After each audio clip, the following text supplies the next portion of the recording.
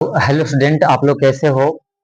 मैं आशा करता हूँ आप लोग अच्छे होंगे, स्वस्थ होंगे, मस्त होंगे और मन लगाकर पढ़ाई कर रहे होंगे।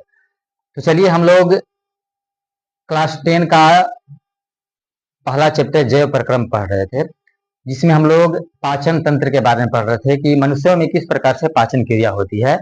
जिसमें हम लोगों ने मुख गुहा के बारे में पढ़ लिया था, ग्रसनी के बारे में पढ़ लिया था। तो चलिए, आहार नल के अगला हम लोग भाग पढ़ते हैं, जिसका नाम है आमाशय। क्या चीज नाम है? आमाशय। या इसी आमाशय को हम लोग क्या बोलते हैं? पेट भी बोलते हैं, यानी कि इंग्लिश में हम लोग स्टमक बोलते हैं। तो चलिए, सबसे पहले हम लिखते हैं परिभाषा की आमाशय या पेट जो है होता क्या है या कहते किसको है। तो क्या लिखेंगे कि आमाशय आमाशय एक एक थैली नुमा संरचना होती है जो जो अंग्रेजी के जे आकार का जो अंग्रेजी के जे आकार का होता है। आमाशय में भोजन गाढ़े लेई के समान होता है, जिसे काइम कहते हैं। क्या कहते हैं? काइम कहते हैं। चलिए, तो इसके बारे में हम लोग जानते हैं कि किस प्रकार से हम लोग आमाशय के बारे में लिखेंगे। यदि लिखने के लिए आएगा कि आमाशय किसे कहते हैं, तो क्या लिखेंगे कि आमाशय एक थैली नुमा संरचना होती है। देखिए, ये हो गया मुख गुहा। मुख गुहा के बाद आइएगा तो इसके बाद ग्रसनी होता है। ग्रसनी जो है दो भाग में बताए थे, एक होता है कंठ द्वार, एक होता है निगल द्वार। जो कंठ द्वार होता है इस श्वास नली में खुलता है। तो श्वास नली के बारे में, कंठ द्वार के बारे में पढ़े हम लोग अगला चैप्टर में जो श्वसन पढ़ेंगे उसमें पढ़ेंगे। एक होता है निगल द्वार। तो जो कंठ द्वार होता है इस श्वास नली में जाकर खुलता है, ट्रेकिया में जाकर खुलता है। और जो निगल द्वार होता है ये ग्रास नली में खुलता है। तो ग्रास नली के बारे में हम बतला दिए थे। ग्रास नली क्या होता है कि भोजन को मुख से आमाशय तक कर्माकुंचन गति के द्वारा पहुंचाता है। ये भी बताए थे कि ऑब्जेक्टिव में एक क्वेश्चन हमेशा आता है कि ग्रास नली में जो भोजन है वो आमाशय तक किस प्रकार से आता है। तो एक गति होता है जिसको हमने क्या बोलते हैं? कर्माकुंचन गति होता है, उसके द्वारा यहाँ पे आता है। तो इसके बाद भोजन आ जाएगा आमाशय के पास। जैसे ही आमाशय के पास आता है तो जो मुख गुहा में भोजन होता है वह लार के साथ सन रहता है। सनने के बाद जो है वो किस आकार के हो जाता है? लेई के आकार के हो जाता है। यानी कि मुख गुहा में जब भोजन सनेगा लार के साथ में वो आता है ग्रास नली के माध्यम से आमाशय के पास पेट के पास। तो किस प्रकार से हो जाता है? लेई के समान। तो वो जो लेई संरचना होती है उसको हम लोग क्या बोलते हैं? काइम बोलते हैं। क्या बोलते हैं? काइम बोलते हैं। चलिए, हम लोग जानते हैं कि जो आमाशय होता है ये 3 भागों में बटा होता है। हम लोग के जो पेट होता है वो 3 भागों में बटा हुआ रहता है। तो चलिए जानते हैं कि आमाशय के कौन कौन से भाग हैं। तो पहला एक होता है अग्रभाग। एक होता है कौन सा? एक होता है अग्रभाग, एक होता है इसका मध्य भाग और एक होता है इसका पसच भाग। पसच मतलब होता है पीछे का भाग। तो पूरे के पूरे आमाशय जो होता है 3 भागों में बटा होता है। एक अग्र भाग होता है, एक मध्य भाग होता है और एक पसच भाग होता है। अग्र भाग को हम लोग क्या बोलते हैं? तो अग्र भाग को कार्डियक के नाम से जाना जाता है। अग्र भाग को हम लोग क्या बोलते हैं? कार्डियक बोलते हैं। जो मध्य भाग होता है तो मध्य भाग को हम लोग क्या बोलते हैं? मध्य भाग को बोला जाता है फुंडिक। मध्य भाग को हम लोग क्या बोलते हैं? फुंडिक बोलते हैं। और जो पसच भाग होता है इसको हमने क्या बोलते हैं? पाइलोरिक बोलते हैं। क्या बोलते हैं? पाइलोरिक। तो जो आमाशय होता है, हमारा पेट होता है 3 भागों में बटा होता है, एक कार्डियक, एक फुंडिक, एक पाइलोरिक। चलिए यहाँ पे जानते हैं। ये हो गया आमाशय। जो आमाशय का अग्र भाग हो गया, जो आगे वाला भाग हो गया जिसको हम लोग कार्डियक बोलते हैं, यह कार्डियक जो है जो ग्रास नली होता है उसके साथ ज्वाइंटेड रहता है। नहीं, अगर हम पूछेंगे कि बताइए कि आमाशय का कौन सा भाग जो है ग्रास नली के साथ जुड़ा रहता है, तो क्या बताना है? कार्डियक। क्यों? क्योंकि आमाशय का सबसे क्या है, अग्रभाग है। यदि हम पूछें कि बताइए कि जैसे ही आप अपन आमाशय से नीचे आएगा तो आमाशय के नीचे क्या होता है, किससे रहता है, छोटी आंत होते हैं। तो एक आमाशय का भाग और एक छोटी आंत का जो अग्रभाग होता है वो भी ज्वाइंटेड रहता है। तो क्या हम बतला सकते हैं कि जो पाइलोरिक होता है आमाशय का जो है अंतिम भाग है, लेकिन किसके साथ जुड़ा रहता है, छोटी आंत के साथ जुड़ा रहता है। बता सकते हैं ना कि जो छोटी आंत है वो छोटी आंत का अग्रभाग और आमाशय का पश्च भाग जो जुड़ा रहता है वो किसके साथ में जुड़ा रहता है, पाइलोरिक के साथ में जुड़ा रहता है। तो कितने भाग हो गए, एक कार्डियक हो गए, एक फुंडिक हो गए और एक पाइलोरिक हो गए। इसके अलावा देखिएगा तो जो आमाशय हो गया ना, इसके आमाशय की जो दीवार होती है ना, जो वाल होती है, ये बीच बीच में या कहीं कहीं पे धसी हुई होती है। क्या होती है, धसी हुई होते हैं, जिसको हमने क्या बोलते हैं, जठर ग्रंथि बोलते हैं। क्या बोलते हैं, जठर ग्रंथि बोलते हैं। आपको एग्जाम में भी आता है, ऑब्जेक्टिव में भी आता है कि जो जठर ग्रंथि होता है यहाँ से लगभग प्रतिदिन कितना लीटर जठर रस का स्राव होता है। तो लगभग कितना, 3 लीटर। कितना होता है, 3 लीटर या 3 से 4 लीटर कहिए कि क्या होता है, जठर ग्रंथि से स्राव होता है, जठर रस का। तो जठर ग्रंथि से जठर रस का भी स्राव होता है। तो जठर ग्रंथि के बारे में हम क्या लिख सकते हैं कि आमाशय, क्या लिख सकते हैं कि आमाशय की दीवार, आमाशय की दीवार जगह जगह अंदर की ओर, क्या लिखेंगे, जगह जगह अंदर अंदर की ओर धंसी होती है। जगह जगह अंदर की ओर धंसी होती है, इसे ही जठर ग्रंथि कहते हैं। हम लोग क्या कहते हैं, इसे ही जठर ग्रंथि। क्या लिखे हम कि जो आमाशय की दीवार होती है ना, देखिएगा तो अंदर की ओर क्या होता है, कहीं कहीं पे धंसा हुआ रहता है, इसी को हम क्या कहते हैं, जठर ग्रंथि कहते हैं। और क्या लिख सकते हैं कि जठर जठर ग्रंथि से ही किसका स्राव होता है, जठर रस का क्या होता है, स्राव होता है। तो इतना लिख सकते हैं आप लोग जठर ग्रंथि के बारे में कि आमाशय की दीवार जगह जगह अंदर की ओर धंसी होती है, जिसे हम लोग क्या कहते हैं, जठर ग्रंथि बोलते हैं। और यही से किसका स्राव होता है, तो जठर रस का स्राव होता है। हम बोले कि बताइए कि प्रतिदिन प्रतिदिन कितना लीटर जठर रस का स्राव होता है, जठर रस का स्राव होता है। तो कितना लीटर होता है, कितना लीटर हम लिख सकते हैं, 3 से कितना, 4 लीटर लगभग लिख सकते हैं कि प्रतिदिन किसका स्राव होता है, जठर रस का स्राव होता है।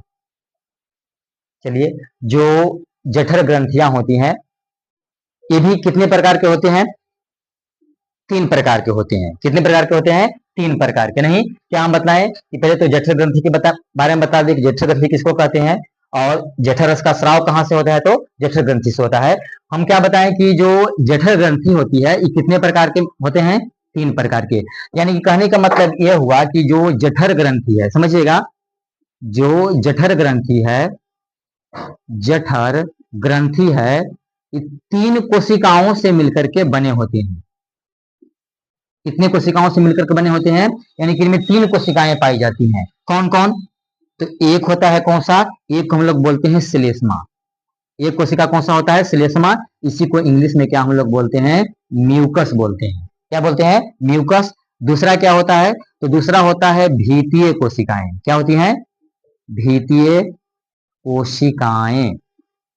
पहला हो गया श्लेष्मा, दूसरा हो गया भीतीय कोशिकाएं, जिसको हम बोलते हैं ऑक्जेंटिक सेल। क्या बोलते हैं, ऑक्जेंटिक सेल बोलते हैं, यानी कि भीतीय कोशिकाएं। और तीसरा क्या होता है, एक मुख्य कोशिकाएं। क्या होती हैं, मुख्य कोशिकाएं होती हैं। तो जो जठर ग्रंथियां होती हैं कितने कोशिकाओं से मिलकर के बने होते हैं, 3 कोशिका से। इंग्लिश में इसको क्या बोला जाता है, चीफ सेल। क्या हम लोग बोलते हैं, चीफ सेल बोलते हैं, यानी कि मुख्य कोशिकाएं बोलती हैं। चलिए, तीनों के बारे में हम लोग जानते हैं कि श्लेष्मा क्या होता है, भीतीय कोशिकाएं क्या होती हैं और मुख्य सेल क्या होती है। तो याद रखिएगा कि जो श्लेष्मा होता है, म्यूकस होता है, और जो भित्तीय कोशिकाएं होती है, पहले हम लोग समझते हैं भित्तीय कोशिकाएं के बारे में। जो भित्तीय कोशिकाएं होती है ना, तो भित्तीय कोशिकाएं से एक अम्ल का स्राव होता है जो काफी स्ट्रॉन्ग एसिड होता है, काफी मजबूत अम्ल होता है, जिसका नाम क्या है, HCl। यानी कि जो आमाशय है, यहाँ में जो कोशिका एक होती है जिसको हमने क्या बोले, श्लेष्मा। एक के हम क्या बोले, भित्तीय कोशिका, एक हम लोग क्या बोले, मुख्य कोशिका। तो जो भित्तीय कोशिका होती है, जो ऑक्जेंटिक सेल होती है, वहां से एक अम्ल का स्राव होता है जिसका नाम क्या है, HCl। और HCl जो होता है काफी स्ट्रॉन्ग एसिड होता है, काफी मजबूत अम्ल होता है। यदि ये त्वचा पर कहीं भी पड़ जाएगा, उस त्वचा को क्या करेगा, गला देगा, यानी कि नष्ट कर दे सकता है, समाप्त कर दे सकता है, उस अंग को जला दे सकता है। तो बोलिएगा कि सर ये जो HCl है, ये हमारे कहाँ पाए जाते हैं, पेट में पाए जाते हैं, यानी कि आमाशय में पाए जाते हैं। HCl का मतलब क्या हो गया, इसको हम लोग हाइड्रोक्लोरिक अम्ल भी बोलते हैं। क्या बोलते हैं, हाइड्रोक्लोरिक अम्ल। तो हाइड्रोक्लोरिक अम्ल जो है पेट को, या पेट को जो आंतरिक लेयर होता है, जो अंदर की दीवार होती है, इसको समाप्त क्यों नहीं कर रही है, खत्म क्यों नहीं कर रही है, नष्ट क्यों नहीं कर रही है, क्यों, क्योंकि बताइएगा कि जो जठर ग्रंथियां होती हैं, उसमें एक कोशिका होता है जिसको हम बोलते हैं श्लेष्मा या म्यूकस। यही म्यूकस या यही श्लेष्मा जो आमाशय की आंतरिक दीवार होती है, जो इंटरनल वॉल होती है, तो इस HCl से हमारे आमाशय को क्या करती है, श्लेष्मा रक्षा करती है, यानी कि बचाती है। कहिएगा कि श्लेष्मा क्या, तो सर्दी में जो नाक से निकलता है, जब सर्दी हम लोग को हो जाता है, सर्दी का मौसम आता है, तो उसमें नाक से जो निकलता है उसी को हमने क्या बोलते हैं, श्लेष्मा बोलते हैं। तो यह जो श्लेष्मा होती है काफी जो है मजबूत परत होती है। हमली के जो, या मनुष्य के जो आमाशय होते हैं, उसके इंटरनल जो वाल होता है, जो आंतरिक वाल होता है, इस वाल पे क्या होते हैं कि श्लेष्मा चिपका हुआ रहता है, और वही जो है इस शेर से हमारे आमाशय को क्या करता है, बचाता है। तो चलिए हम श्लेष्मा के बारे में बता दिए कि श्लेष्मा का काम क्या है। भित्तीय कोशिका हम बता दिए कि भित्तीय कोशिका जिसको ऑक्जेंटिक से बोलते हैं, वहां से एक अम्ल स्राव होता है जिसका नाम क्या है, HCl, यानी कि हाइड्रोक्लोरिक अम्ल जिसको बोलते हैं। ठीक है, जानते हैं मुख्य कोशिका के बारे में। तो मुख्य कोशिका जो है ना, यहाँ से दो प्रकार के एंजाइम का स्राव होता है। कितने एंजाइम का, दो प्रकार के। एक एंजाइम को हम लोग बोलते हैं क्या चीज, एक को बोलते हैं पेप्सिन। क्या बोलते हैं, पेप्सिन। और एक को बोलते हैं क्या चीज, रेनिन। क्या बोला जाता है, रेनिन। एक को हम लोग बोलते हैं पेप्सिन, और एक को हम लोग क्या बोलते हैं, रेनिन। लेकिन याद रखिएगा कि जो पेप्सिन हो गया या जो रेनिन हो गया, इसका स्राव कहां से होता है, मुख्य कोशिका से। ये होता है इनएक्टिव फॉर्म में, यानी कि भोजन को पाचन करवाने में हम बोले कि भोजन का पाचन वहीं होगा जहां पे कुछ न कुछ एंजाइम्स होते हैं, कुछ न कुछ रस का स्राव होता है, भोजन का पाचन वहीं होगा। तो हम बताएं कि यहाँ से दो एंजाइम का स्राव होता है, एक पेप्सिन और एक कौन सा, रेनिन। लेकिन दोनों भोजन का पाचन नहीं करवा सकते हैं, तब तक नहीं करवा सकते हैं जब तक ये एक्टिव नहीं हो जाए। ये किस फॉर्म में रहते हैं, इनएक्टिव फॉर्म में रहते हैं, चाहे पेप्सिन हो या रेनिन हो। किस तरह से, तो समझिएगा जो पेप्सिन है ये हमनी के शरीर में है ना, पेप्सिनोजन के रूप में मौजूद होते हैं। किस रूप में, पेप्सिनोजन के रूप में मौजूद होते हैं। और जो रेनिन है ये हमनी के जो वाल हो गया, किसका, जो आमाशय हो गया, वहां पे किस रूप में रहते हैं, तो ये होता है प्रोरेनिन के रूप में। जो आमाशय के मुख्य कोशिका हो गया, यहाँ जो पेप्सिनोजन के रूप में कौन सा रहता है जमा, पेप्सिन। और जो रेनिन है किस रूप में रहता है, प्रोरेनिन के रूप में। याद रखिएगा कि जब तक इस पेप्सिनोजन पर HCl नहीं पड़ेगा तब तक ये एक्टिव नहीं हो सकता है, काम हमनी के शरीर में मतलब करना शुरू नहीं करेगा। यानी कि होता है पेप्सिनोजन के रूप में, और जब पेप्सिनोजन पे क्या पड़ेगा, HCl यानी कि हाइड्रोक्लोरिक अम्ल, तब इस पेप्सिनोजन को क्या करेगा, एक्टिव कर देगा। अब यही किस में बदलता है, तो पेप्सिन में बदलता है, और तब जाके ये क्या करवाएगा, भोजन का पाचन करवाएगा। भोजन में भी किसका पाचन करवाता है, ऑब्जेक्टिव में पूछा जाता है कि जो पेप्सिन हो गया किस भोजन को पाचन करवाता है, तो जो प्रोटीन युक्त भोजन होते हैं उसका पाचन करवाता है। जो प्रोरेनिन हो गया इस पर भी क्या पड़ेगा, HCl पड़ेगा। क्या पड़ेगा, HCl पड़ेगा, तो इसको काची में बदल देगा, रेनिन में बदल देगा। तो अब ये हो जाएगा क्या चीज, एक्टिव। अब क्या होगा, एक्टिव। अब क्या हो जाएगा ये एक्टिव, जिसको बोलते हैं सक्रिय, यानी कि हिंदी में हम क्या लिख सकते हैं, सक्रिय। सक्रिय के मतलब कि अब ये काम करना शुरू कर देगा। तो किस रूप में रहता है? पेप्सिनोजन के रूप में रहेगा पेप्सिन, इस पर HCl पड़ेगा तो बदलेगा पेप्सिन में। जो रेनिन है किस रूप में रहता है? प्रोरेनिन के रूप में। जब इस पर HCl पड़ेगा तो किस में बदलेगा? रेनिन के बदले में। और दोनों के दोनों किसका पाचन करवाते हैं? तो प्रोटीन का। किसका पाचन करवाएंगे? प्रोटीन का। याद रखिएगा एक और पॉइंट कि जो पेप्सिन होता है ना, जो पेप्सिन होता है ये प्रोटीन को किस रूप में बदलेगा? जो हम लोग प्रोटीन युक्त खाना खाते हैं उसको पेप्सिन किस में बदलता है? तो पेप्टोन के रूप में ही बदलेगा। किस रूप में बदलता है? पेप्टोन के रूप में। लेकिन जो पेप्सिन है पेप्टोन के बदले के रूप में बदलेगा, लेकिन यहाँ पे भी प्रोटीन का या भोजन का पूर्ण पाचन नहीं होता है। क्यों? क्योंकि हम बतलाए थे कि जो कार्बोहाइड्रेट है वो जब ग्लूकोज के रूप में बदलेगा तो उसका पूर्ण पाचन होता है। किसमें बदलेगा? जो वह जो है ग्लूकोज के रूप में। किसमें? ग्लूकोज के रूप में बदलेगा तो पूर्ण पाचन होगा नहीं। चलिए यहां पे हम लिख देते हैं, ठीक है, यहां पे लिख देते हैं कि कार्बोहाइड्रेट, क्या चीज? कार्बोहाइड्रेट। जो कार्बोहाइड्रेट होता है यह जो किस रूप में बदलेगा? ग्लूकोज के रूप में। तब इसका क्या होता है? पाचन होता है। यदि प्रोटीन किसमें बदलेगा? अमीनो अम्ल में। किसमें? अमीनो अम्ल में। तब इसका क्या होगा? पूर्ण पाचन होगा। जो वसा होता है, क्या होता है? वसा होता है। जब यह क्या चीज में बदलेगा? वसीय अम्ल में बदलेगा, फैटी एसिड में बदलेगा, तब हम कहेंगे किसका क्या हो गया? पूर्ण पाचन हो गया। लेकिन हम बतलाएं कि मुख्य गुहा से किसका पाचन शुरू होता? कार्बोहाइड्रेट का। लेकिन कार्बोहाइड्रेट का मुख्य गुहा से शुरू हो रहा था तो किस रूप में? याद रखिएगा कि जो मुख्य गुहा है ना वहां पे किस रूप में पाचन हुआ था? माल्टोज के रूप में। किस रूप में पाचन होता है? माल्टोज के रूप में। तो क्या कार्बोहाइड्रेट का मुख्य गुहा में पूर्ण पाचन हो गया? नहीं। क्यों? क्योंकि ग्लूकोज में बदलेगा तब ना पूर्ण पाचन होगा। तो किस रूप में बदला है? माल्टोज के रूप में। यदि हम कहें कि चलिए प्रोटीन का पाचन कहां से शुरू हो रहा है? तो आमाशय से। ऑब्जेक्टिव में क्वेश्चन पूछा जाता है कि प्रोटीन का पाचन प्रारंभ कहां से होता है? आमाशय से। लेकिन पूर्ण पाचन या अपूर्ण पाचन? अपूर्ण पाचन, क्योंकि पूर्ण पाचन नहीं होता है। क्यों? कि प्रोटीन जब क्या चीज में बदलेगा? अमीनो अम्ल में बदलेगा, तब हम लोग कहेंगे कि पूर्ण पाचन हो गया। वसा जब वसीय अम्ल में बदलेगा तो हम कहेंगे पूर्ण पाचन हो गया। तो प्रोटीन जो है हमने के आमाशय में जब पेप्सिन पड़ता है तो किस रूप में बदलता है? पेप्टोन के रूप में। तो अभी पूर्ण पाचन नहीं हुआ है, आंशिक पाचन हुआ है। क्या हुआ है? आंशिक पाचन। इसके अलावा एक और ऑब्जेक्टिव में याद रखेगा ना कि जो रेनिन होता है ना, ये हम लोग जो दूध खाते हैं तो उस दूध में जो प्रोटीन होता है ना, क्या चीज? जो दूध में प्रोटीन होता है, जो दूध में प्रोटीन होता है उसका पाचन कौन करवाता है? रेनिन। क्या चीज? रेनिन। याद रखिएगा कि रेनिन दूध में जो मौजूद होते हैं प्रोटीन उसका पाचन करवाते हैं।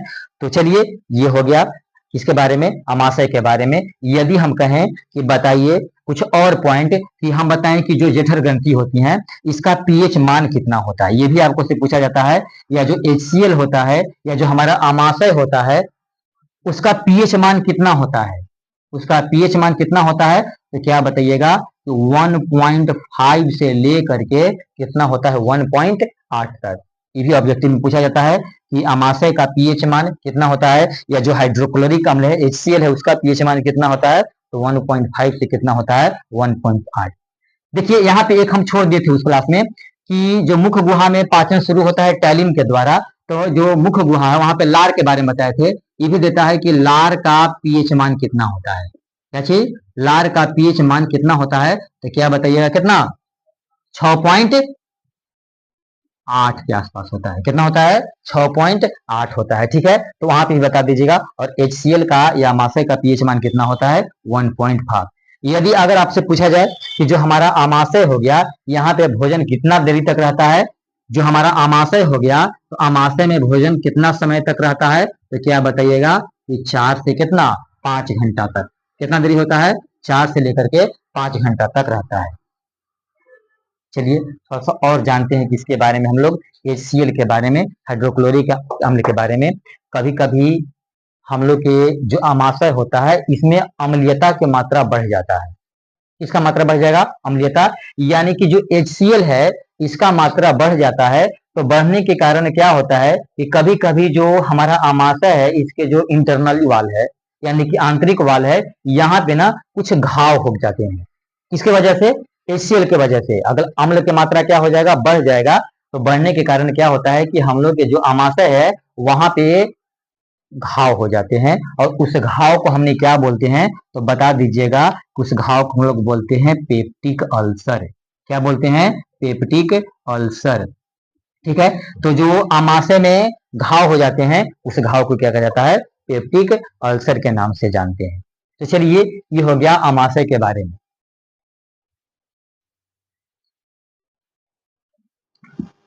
चलिए अब हम लोग इसको क्या करते हैं? साफ करते हैं, और इसके बाद पढ़ते हैं छोटी आंत के बारे में।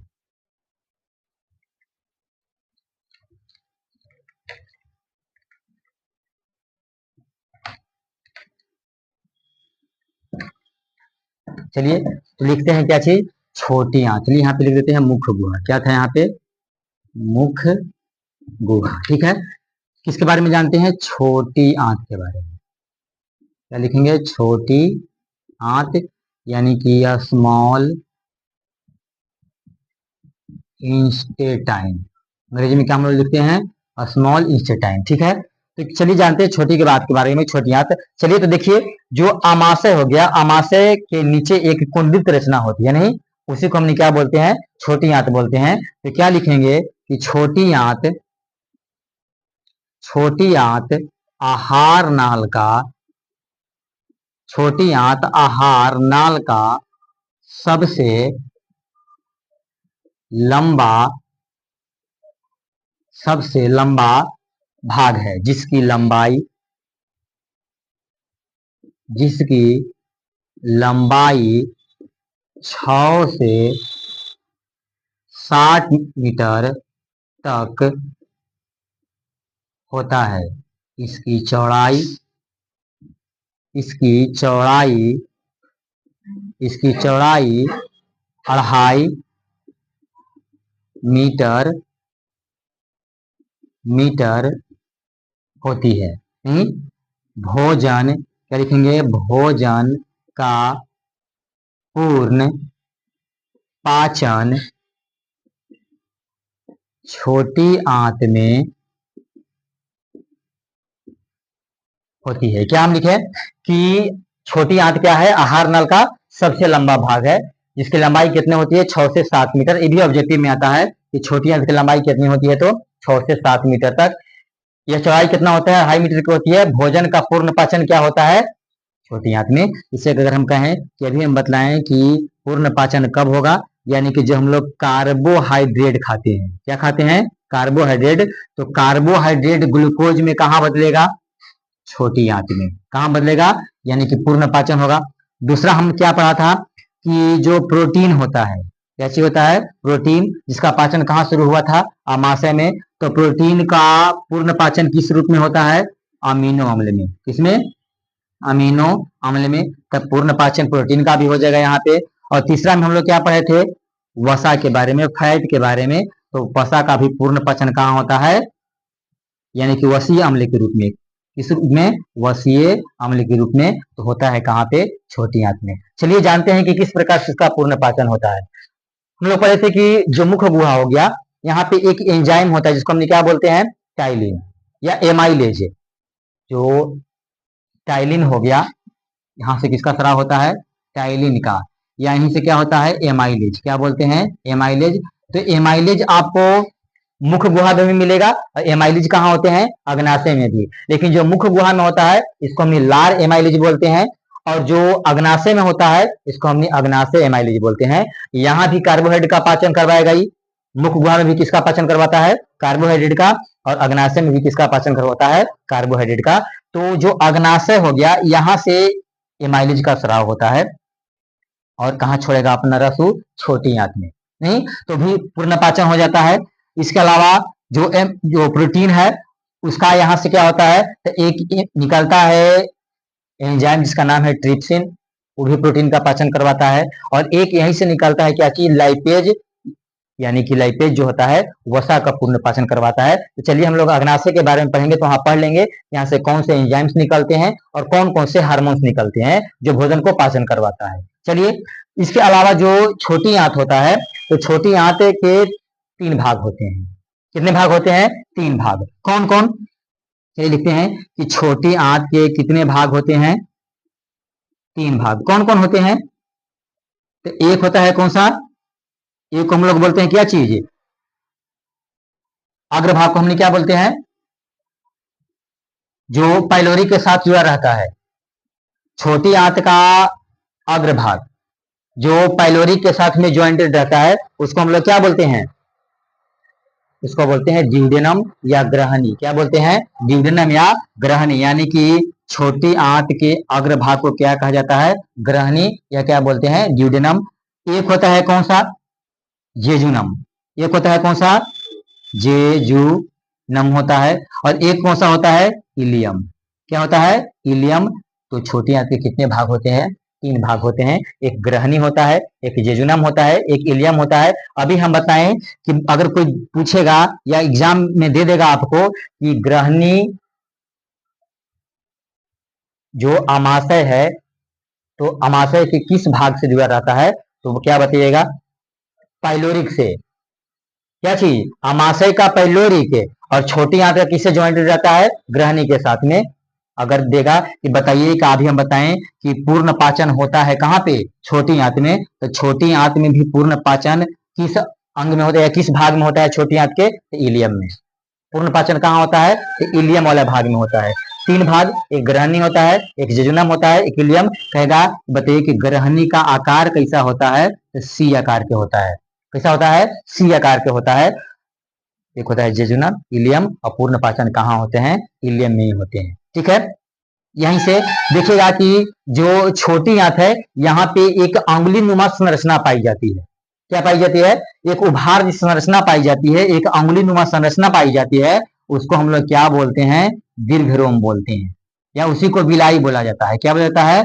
बिलाई बोला जाता है। आपको एग्जाम में ये भी देता है कि दीर्घरोम या बिलाई क्या है, लघु उत्तरीय प्रश्न में पूछा जाता है कि दीर्घरोम किसको कहते हैं, बिलाई किसको कहते हैं। तो क्या लिखेंगे कि छोटी आंत, क्या लिखेंगे कि छोटी आंत की दीवारों पर अंगुली नुमा संरचना पाई जाती है, संरचना पाई जाती है, उसे क्या कहते हैं? दीर्घरोम, या क्या कहते हैं? बिलाई कहते हैं। नहीं, जब देखिएगा कि छोटी आंत है ना, एक में उभार जैसा या अंगुली संरचना पाई जाती है, उसी को हम क्या बोलते हैं? दीर्घरोम। यह काम करता है क्या? यह जो है यह भोजन को काची करता है? पाचन करता है। यह भोजन को काची करता है? पाचन करता है। नहीं, तो छोटी आंत के बारे में हम क्या लिखे? इसका लंबाई 6 से 7 मीटर। भोजन का पूर्ण पाचन, चाहे कार्बोहाइड्रेट हो या प्रोटीन हो या वसा हो, सबका पूर्ण पाचन कहाँ होगा? छोटी आंत में। अगर हम कहें कि बताइए कि छोटी आंत में भी सबसे ज्यादा पाचन या पूर्ण पाचन कहाँ होता है? तो इलियम वाला भाग में। ग्रहणी का आकार कैसा होता है? सी आकार के होता है। कैसा होता है? सी आकार के होता है। इसके अलावा जो है एक यहाँ पे क्या पाए जाते हैं? दीर्घरोम पाए जाते हैं। क्या पाए जाते हैं? दीर्घरोम पाए जाते हैं। तो दीर्घरोम किस प्रकार का होता है? तो जो आंगुली नुमा संरचना पाई जाती है उसी को हम क्या कहते हैं? दीर्घरोम कहते हैं। यहाँ तक किसी को दिक्कत नहीं ना? याद रखिएगा कि छोटी आंत से ना कुछ रस का स्राव होता है। क्या होता है? रस का स्राव होता है। ये भी देता है कि छोटी आंत से जो रस का स्राव होता है उसको हम लोग क्या बोलते हैं? तो बोलिएगा कि उसे आंत रस कहा जाता है। ये भी ऑब्जेक्टिव में आपको एग्जाम में आता है कभी कभी कि छोटी आंत से किस रस का स्राव होता है, तो क्या बताइएगा?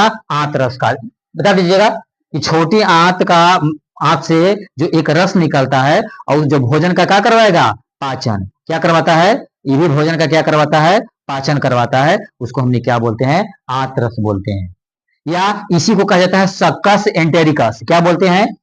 देगा, इसी को हमने क्या बोलते हैं? सक्कस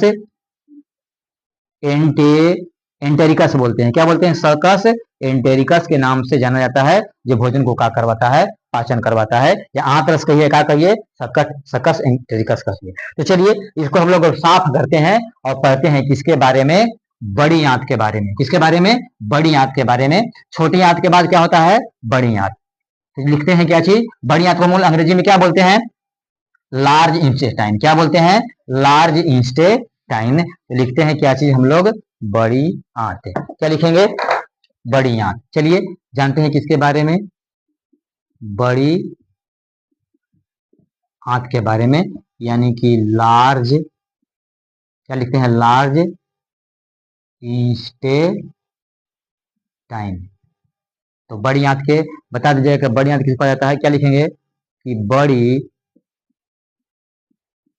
आंत आहार नाल का, बड़ी आंत आहार नाल का सबसे क्या चीज है?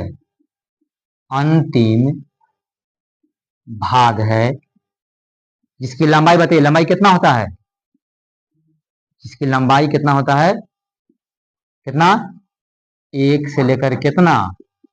1.5 मीटर तक होता है। कितना होता है? 1 से लेकर के 1.5 मीटर तक होता है। यहाँ क्या लिखेंगे? कि यहाँ है ना, पानी का, यहाँ पानी का क्या होता है? अवशोषण होता है। क्या लिखेंगे? यहाँ पानी का क्या होता है? अवशोषण। यानी कि जल जो है ना, जल का अवशोषण कहाँ होता है? तो बड़ी आंत में होता है। ठीक है। जो बड़ी आंत होते हैं ना, इसका भी 3 पार्ट होता है। बड़ी आंत के कितने भाग में बटा होता है? 3 पार्ट में। एक को हम लोग क्या बोलते हैं? सीकम बोलते हैं। देखो क्या बोलते हैं? सीकम। एक को क्या बोलते हैं? कोलन बोलते हैं। क्या बोलते हैं? कोलन। और एक को हम लोग क्या बोलते हैं? रेक्टम बोलते हैं। क्या बोलते हैं? रेक्टम। तो 3 भाग में बटा हुआ होता है। एक सीकम होता है, एक कोलन होता है और एक रेक्टम होता है। तो देखिए जो सीकम होता है ना, तो सीकम बड़ी आंत और छोटी आंत के जोड़ पर होता है। क्या होता है? जो सीकम होता है ये किसको किसको जोड़ने के काम करता है? तो जो बड़ी आंत हो गया, देखिए ये हो गया छोटी आंत, ये हो गया क्या चीज? बड़ी आंत। देखिए छोटी आंत का जो अंतिम भाग हो गया और जो बड़ी आंत का प्रारंभ हो रहा है, इसको हम लोग, ये वाला हिस्सा को हमने क्या बोलते हैं? सीकम बोलते हैं। क्या बोलते हैं? सीकम। इसके बाद कोलन। तो कोलन भी 3 भाग होता है। कोलन कितने भागों में बटा रहता है? 3 भागों में बटा रहता है। तो कोलन के कौन कौन से 3 भाग हैं? तो एक होता है अधोगामी कोलन। क्या बोलते हैं? अधोगामी कोलन, यानी कि अधोगामी होता है। एक होता है कौन सा? एक होता है अनुप्रस्थ कोलन। क्या होता है? अनुप्रस्थ कोलन। और एक होता है कौन सा? ऊपरी, है ना, ऊपरी गामी कोलन। क्या होता है? ऊपरी गामी कोलन। चलिए देखते हैं, यहाँ पे हम बनाए हैं फोटो। देखिए ये जो पार्ट दिखाई दे रहा है ना, यही क्या है? बड़ी आंत। ये क्या है? बड़ी आंत। तो देखिए जो ई वाला ऊपर की ओर जा रहा है, ऊपर की ओर जा रहा है, तो इसको हम लोग बोलेंगे ऊपरी गामी कोलन। ये क्या है? ऊपर की ओर जा रहा है ना, इसको हमने क्या बोलेंगे? ऊपरी गामी कोलन, या इसी को बोलते हैं असेंडिंग कोलन। अंग्रेजी में क्या बोलते हैं? असेंडिंग।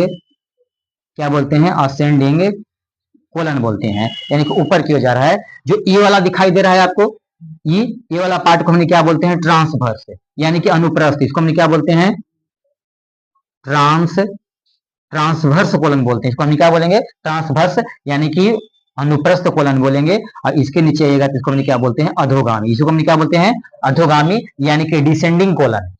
इसको क्या बोलता है? Descending colon. जैसे ही डिसेंडिंग कोलन में हम लोग पहुंचते हैं, तो वहां पे एक भाग होता है जिसको हम बोलते हैं क्या चीज? मलाशय। क्या बोलते हैं? मलाशय, या इसी को हम बोलते हैं अंग्रेजी में रेक्टम। इसको क्या बोलता है? रेक्टम। तो बोलेगा कि रेक्टम का काम क्या है? तो जो भी जैसे कि खाना वगैरह हम लोग खाते हैं, चाहे कार्बोहाइड्रेट युक्त खाएं या प्रोटीन युक्त खाएं या वसा युक्त खाएं, तो सारा के सारा क्या हम लोग के शरीर में पूर्ण पाचन हो जाता है? नहीं। कुछ अवशिष्ट पदार्थ क्या होते हैं? बच जाते हैं। तो वही अवशिष्ट पदार्थ कहाँ आकर के जमा होता है? मलाशय में। कहाँ जमा होता है? मलाशय में। यानी कि जो भी अपशिष्ट पदार्थ होते हैं, सारा के सारा एक अंग होता है किस कोलन में? किस कोलन में? ये होता है डिसेंडिंग कोलन में। इसमें या अधोगामी कोलन में। वहीं पे एक जगह होता है, एक अंग होता है मलाशय। वहीं पे क्या होते हैं? सारा के सारा क्या होते हैं? मल कहिए, या अपशिष्ट पदार्थ कहिए, क्या होता है, जमा होता है, तो इसी को हम क्या बोलते हैं, मलाशय। उसके नीचे आइएगा तो एक क्या होता है, मल द्वार, या इसी को हम गुद्दा भी बोलते हैं। क्या बोलते हैं, या अंग्रेजी में इसी को एनस कहा जाता है। तो हमनी के शरीर में जो है ना, इसी जो मलाशय में मल जमा होता है, ये जो अवशिष्ट पदार्थ होता है, इसी मल द्वार के द्वारा या गुद्दा के द्वारा क्या होता है, बाहर निकलता है। इसके द्वारा क्या होता है, बाहर निकलता है। नहीं तो चलिए हम लोग किसके बारे में जान लिए, बड़ी आंत के बारे में, कि कौन कौन से भाग होते हैं, कितना इसका लंबाई होता है, यहाँ पे किसका अवशोषण होता है मुख्य रूप से, तो क्या बताइएगा कि इसका मुख्य रूप से किसका अवशोषण होता है, जल का, यानी कि पानी का अवशोषण होता है। चलिए इसको हम लोग साफ करते हैं। इसके बाद में हम लोग को दो और बचा हुआ है, क्या चीज, एक इसके बारे में, यकृत के बारे में, और एक बचा हुआ है क्या, हम लोग के अग्नाशय के बारे में। याद रखिएगा कि जो यकृत होता है, अग्नाशय होता है, ये पाचन तंत्र का भाग नहीं है, लेकिन फिर भी भोजन को क्या करता है, पाचन करवाता है। क्या करवाता है, भोजन के पाचन करवाता है। चलिए यहाँ पे भी थोड़ा सा कुछ जान जाते हैं, किस प्रकार से भोजन का पाचन करवाता है।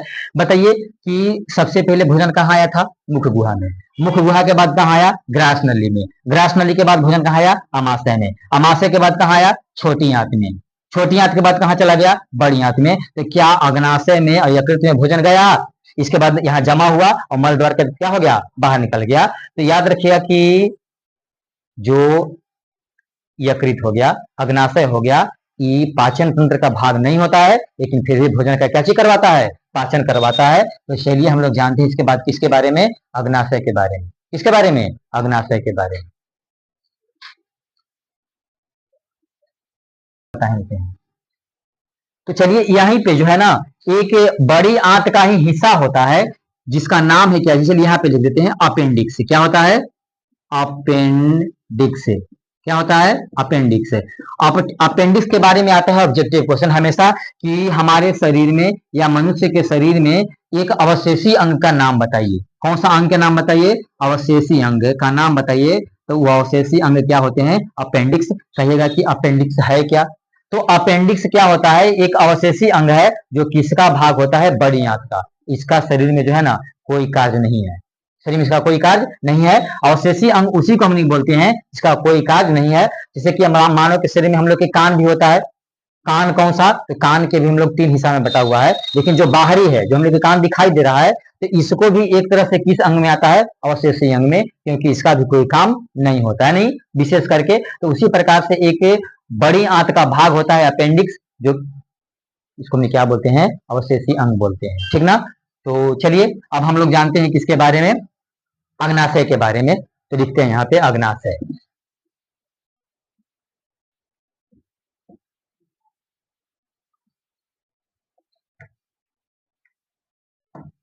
किसके बारे में लिखते हैं, अग्नाशय के बारे में, यानी कि इसी को हम लोग अंग्रेजी में क्या बोलते हैं, पैंक्रियाज बोलते हैं। क्या बोलते हैं, है ना, पैंक्रियाज बोलते हैं।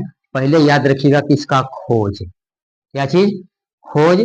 खोज किनके द्वारा किया गया था, तो लैंगर हिंस के द्वारा किया गया था। किनके द्वारा, लैंगर हिंस के द्वारा किया गया था। इसलिए अग्नाशय को लैंगर हिंस की दीपिकाएं भी कहा जाता है। क्या हम लोग बोलते हैं, लैंगर हिंस की दीपिकाएं भी कहा जाता है। याद रखिएगा कि जो अग्नाशय है ना, यहाँ से कुछ कुछ एंजाइम का भी स्राव होता है। किसका स्राव होता है, कुछ एंजाइम का स्राव होता है, और कुछ किसका स्राव होता है, हार्मोन का स्राव होता है, जो भोजन को क्या करवाते हैं, पाचन। जो एंजाइम हो गया या जो हार्मोन हो गए, कहाँ अपना स्राव छोड़ता है, देखिए जो यकृत हो गया, ये भी अपना स्राव छोड़ते हैं छोटी आंत में, या जो अग्नाशय हो गया, ये भी अपना स्राव कहाँ छोड़ते हैं, छोटी आंत में। और छोटी आंत के किस भाग में, तो ग्रहणी वाला भाग में। क्यों, क्योंकि छोटी आंत का सबसे अग्रभाग क्या होता है, ग्रहणी या ड्यूडेनम। तो यकृत हो जाए या अग्नाशय हो जाए, अपना स्राव कहाँ छोड़ता है, छोटी आंत में। और छोटी आंत के भी कौन सा, ग्रहणी भाग में। तो चलिए एंजाइम के बारे में जानते हैं। यहाँ से 3 एंजाइम का स्राव होता है, एक होता है टी, एक होता है ए, एक होता है एल। एकदम शॉर्ट में याद रखिएगा। टी के मतलब क्या होता है, टाइलिन। कौन सा एंजाइम का स्राव होता है यहाँ से, टाइलिन का। ए का मतलब क्या होता है, एमाइलेज। ए का मतलब क्या होता है, एमाइलेज। और एल का मतलब क्या होता है, लिपिड बोलते हैं, यानी कि यहाँ से क्या चीज, लाइपेज का स्राव होता है। किसका स्राव होता है, लाइपेज का। तो शॉर्ट में एकदम याद रखिएगा कि टी ए एल, टी का मतलब क्या चीज, टाइलिन। ए का मतलब क्या हो जाएगा, एमाइलेज। एल का मतलब क्या हो जाएगा, लाइपेज। यानी कि टाइलिन जो होता है ये किसका पाचन करवाएगा, तो कार्बोहाइड्रेट का, जो मुख गुहा से विस्राव होता है, या इसी को हमने क्या बोलते हैं, एमाइलेज। इसी को हमने क्या बोलते हैं, टाइलिन, या क्या बोलते हैं, इसी को हमने क्या बोलते हैं, ट्री से हो जाएगा ट्रिप्सिन। सॉरी क्या हो जाएगा, ट्री से क्या हो जाएगा, ट्रिप्सिन। हाँ, ट्री से होता है ट्रिप्सिन, ठीक है। और ए से क्या हो जाएगा, एमाइलेज, और एल से क्या हो जाएगा, लाइपेज। थोड़ा सा वहां पे गलत हो गया था। तो ट्रिप्सिन किसका पाचन करवाएगा, प्रोटीन का। देता है ऑब्जेक्टिव में कि ट्रिप्सिन एंजाइम का स्राव कहां से होता है, अग्नाशय से। इसके बाद एमाइलेज किसका पाचन करवाता है, कार्बोहाइड्रेट का। किसका, कार्बोहाइड्रेट का। और इसी एमाइलेज को हम टैलिन के नाम से भी जानते हैं। और लाइपेज जो है किसका पाचन करवाता है, पूर्ण पाचन, तो वसा का, या इसका, वसीय अम्ल का। क्या बोल सकते हैं कि लिपिड का या वसा का पूर्ण पाचन कौन करवाता है, लाइपेज। तो 3 एंजाइम हो गया, एक ट्रिप्सिन हो गया, एक एमाइलेज हो गया, एक क्या हो गया, लाइपेज। इसके अलावा यहां से 2 हार्मोन का स्राव होता है। कितने हार्मोन का स्राव होता है, एक होता है कौन सा, इंसुलिन हार्मोन। कौन सा, एक होता है इंसुलिन हार्मोन, और एक होता है कौन सा, ग्लूकागन। क्या होता है, ग्लूकागन। आपको ये भी देगा कि इंसुलिन हार्मोन का स्राव किस कोशिका से होता है, तो बताना है कि बीटा कोशिका से होता है। और जो ग्लूकागन है इसका स्राव किस कोशिका से होता है, तो अल्फा कोशिका से होता है। ऑब्जेक्टिव किया था, जो इंसुलिन है, अगर शरीर में, ऑब्जेक्टिव में ये भी क्वेश्चन आता है कि इंसुलिन में जो है ना, इंसुलिन की कमी से कौन सा रोग होता है, तो याद रखिएगा कि यदि हमने के शरीर में इंसुलिन की कमी हो जाएगा तो कौन सा रोग हो जाएगा, मधुमेह, या इसी को हमने डायबिटीज बोलते हैं, या इसी को हमने कौन सा रोग बोलते हैं, चीनिया रोग बोलते हैं। क्या बोलते हैं, चीनिया रोग। यानी कि शुगर वाला जो पेशेंट लोग हो जाते हैं, शुगर रोग जिसको हो जाता है, वो किसके वजह से होता है, तो शरीर में किसके कमी से हो जाता है, किस हार्मोन की कमी से, इंसुलिन हार्मोन की कमी से। और इंसुलिन हार्मोन का स्राव कहां से होता है, तो अग्नाशय से। कहां से होता है, अग्नाशय से। एक होता है ग्लूकागन। ग्लूकागन का कार्य क्या होता है, तो कभी कभी, जैसे कि हम क्या बताएं कि यदि ग्लूकोज की कमी हो जाएगा हमने के शरीर में, पहले तो समझिए, अगर ग्लूकोज की अधिकता हो जाएगा तो हमने के डायबिटीज हो जाएगा। अधिकता कब होगा, जब इंसुलिन हार्मोन की कमी होगा। शरीर में इंसुलिन हार्मोन की कमी होगा तो ग्लूकोज की मात्रा बढ़ जाएगा, और ग्लूकोज की मात्रा बढ़ जाएगा तो डायबिटीज रोग हो जाएगा या मधुमेह रोग हो जाएगा। लेकिन कभी कभी हमनी के शरीर में ग्लूकोज की मात्रा जब कम जाता है, तो उसको कम जाता है तो ग्लूकोज को जो है ना, जब कमेगा तो किस रूप में जमा रहता है, ग्लूकागन के रूप में। किस रूप में, ग्लूकागन। तो ग्लूकागन क्या करेगा कि उस ग्लूकोज को, या उसको ना, ग्लाइकोजन के जमा रहता है, किस रूप में, जो ग्लूकोज होता है हमने के शरीर में किस रूप में जमा रहता है, ग्लाइकोजन के रूप में। तो ये जो ग्लाइकोजन है इसको पुनः ग्लूकोज में बदलता है कौन, ग्लूकागन हार्मोन। नहीं, जो ग्लूकोज हमने के शरीर में है किस रूप में संचित रहता है, जमा रहता है, ग्लाइकोजन के रूप में। और इस ग्लाइकोजन को पुनः ग्लूकोज के रूप में एक हमने के शरीर में हार्मोन होता है ग्लूकागन, उसको करता है, परिवर्तित करता है। तो यहाँ से 3 एंजाइम का स्राव होते हैं और 2 किसका स्राव होते हैं, हार्मोन का। तो ये भी याद रखेगा कि इंसुलिन की कमी से कौन सा रोग होता है, तो क्या बताना है, मधुमेह या डायबिटीज। चलिए एक और बचा हुआ है, हमने किसके बारे में जान लेते हैं, यकृत के बारे में, यानी कि क्या चीज, लीवर के बारे में। यदि आपको से भी पूछा जाता है कि बताइए कि जो अग्नाशय है ना, उसका आकार कैसे होता है, तो बताइएगा कि पत्ती नुमा होता है। इसका आकार कैसा होता है, पत्ती नुमा आकार होता है। नहीं, चलिए बता दिए। अब जानते हैं किसके बारे में, यकृत के बारे में। किसके बारे में, यकृत के बारे में, जिसको हमने क्या बोलते हैं अंग्रेजी में, लीवर बोलते हैं। क्या बोलते हैं, लीवर। तो क्या लिखेंगे कि यकृत, यकृत मानव मानव शरीर का सबसे सबसे बड़ी बाह्य स्रावी ग्रंथि है। क्या लिखेंगे, बाह्य स्रावी ग्रंथि है, जिसका वजन लगभग कितना केजी होता है, 1.5 केजी होता है। क्या हम लिखें कि यकृत मानव शरीर का क्या होता है, सबसे बड़ी बाह्य स्रावी ग्रंथि है जिसका वजन कितना होता है, 1.5 केजी। यहां से जो है ना, याद रखिएगा कि यकृत से एक रस का स्राव होता है। किसका स्राव होता है, रस का, जिसको हमने क्या बोलते हैं, ईत रस बोलते हैं। ये भी आता है एग्जाम में। बताइए कि पीत रस का रंग कैसा होता है, तो क्या बताइएगा, इसका रंग कैसा होता है, तो हल्का हल्का पीला हरा। कैसा होता है, हल्का पीला हरा देगा। तो बताइएगा कि पीला रंग किसके कारण होता है, तो किसके कारण होता है, बिलीरुबिन के कारण क्या होता है, पीला रंग होता है। और देगा कि बताइए कि पित्तरस का रंग हरा किस कारण होता है, तो क्या बताना है, बिलीबर्डिन के कारण क्या होता है, हरा होता है। नहीं तो पित्तरस का स्राव होता है कहां से, यकृत से। लेकिन जो संचित होता है, जमा कहाँ होता है पित्तरस, तो कहाँ जमा होता है, ये पित्ताशय में। कहाँ जमा होता है, पित्ताशय में। देखिए एक लिखे हैं कि मानव शरीर का 21 प्रकार की ग्रंथि है, वायस्रावी ग्रंथि है, यानी कि सबसे बड़ी वायस्रावी ग्रंथि है। तो ग्रंथि हमने के शरीर में 3 प्रकार के होता है, एक होता है वायस्रावी ग्रंथि, एक होता है अंतःस्रावी ग्रंथि, और एक होता है मिश्रित ग्रंथि। तो मानव शरीर का सबसे बड़ा वायस्रावी ग्रंथि होता है यकृत। वायस्रावी ग्रंथि हम लोग किसको बोलेंगे, जिससे रस का स्राव होता है। हम कहेंगे कि अंतःस्रावी ग्रंथि हम लोग किसको बोलेंगे, जहां से हार्मोन का स्राव होता है। और मिश्रित ग्रंथि किसको हम लोग बोलेंगे, जहां से रस का और हार्मोन का दोनों का स्राव होगा, उसको हमने क्या बोलते हैं, मिश्रित ग्रंथि। तो बताइए कि यकृत अंतःस्रावी ग्रंथि है, वायस्रावी ग्रंथि होगा या मिश्रित ग्रंथि, तो वायस्रावी ग्रंथि होगा, क्योंकि इससे किसका स्राव होता है, रस का, पीत रस का। अगर हम कहें कि बताइए कि जो अग्नाशय है, ये किस प्रकार की ग्रंथि होगा, तो मिश्रित ग्रंथि होगा। क्यों, क्योंकि यहां से हम बतलाएं अभी, यहाँ से एंजाइम का भी स्राव होता है, नहीं या और हार्मोन का भी स्राव होता है, दोनों का स्राव होता है। इस प्रकार से जो अग्नाशय होता है एक मिश्रित ग्रंथि है, और यकृत का होता है वायस्रावी ग्रंथि होता है। नहीं एक होता है अंतःस्रावी ग्रंथि। तो अंतःस्रावी ग्रंथि का मतलब कितना, मतलब क्या कहेंगे, जिससे हार्मोन का स्राव होगा। क्या होगा, हार्मोन का। तो हम लोग जो अगला चैप्टर पढ़ेंगे, नहीं जंतुओं में नियंत्रण और समन्वय, उसमें ग्रंथि के बारे में पढ़ना है बहुत सारा, उसमें हम लोग पढ़ेंगे। तब तक के लिए थैंक यू। हमारे चैनल को आप लोग सब्सक्राइब कीजिए, लाइक कीजिए और शेयर कीजिए।